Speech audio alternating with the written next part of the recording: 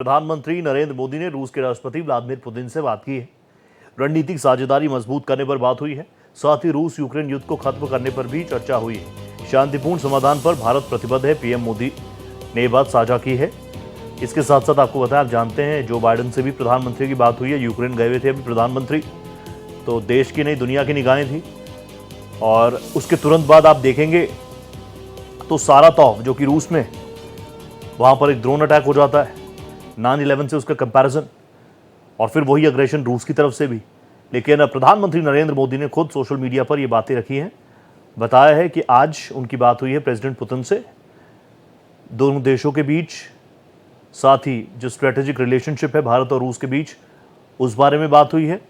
प्रधानमंत्री ने यह भी कहा कि शांति को लेकर, युद्ध के खात्मे को लेकर भी प्रधानमंत्री ने अपनी तरफ से बात की है। मेरे साथ मेरे वरिष्ठ सहयोगी कृष्ण मोहन शर्मा जुड़ चुके हैं। कृष्ण मोहन शर्मा जी, अभी यूक्रेन दौरे से प्रधानमंत्री वापस आए हैं।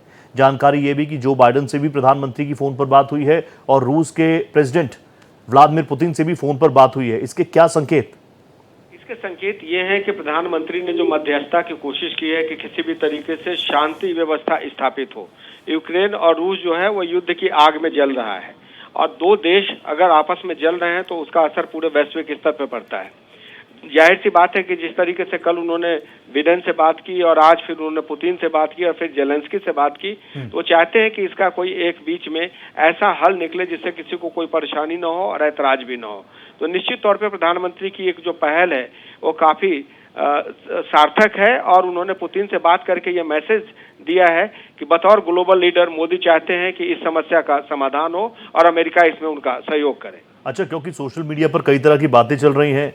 एक तो ग्लोबल लीडर के तौर पर प्रधानमंत्री की क्या कुछ वैल्यूज हैं, क्या कुछ उनकी वैल्यू है, उनकी बातों को कितना वजन है, ये हर कोई देख रहा है। लेकिन दूसरी तरफ कुछ छोटे मोटे ट्रोलर्स भी हैं, शायद ही किसी को फर्क पड़ रहा होगा, जो कि बार बार प्रधानमंत्री की यूक्रेन दौरे को लेकर तंज कस रहे हैं। लेकिन प्रधानमंत्री की ताकत क्या है, प्रधानमंत्री की एक्सक्लूसिवनेस क्या है, वो इन तमाम चीजों से पता चलती है। KM जी, अंदाजा इसी बात से लगाया जा सकता है कि प्रधानमंत्री ने 24 घंटे के अंदर पहले जो बिडेन से बात की और आज उन्होंने पुतिन से बात की, ये तीनों महाशक्ति हैं।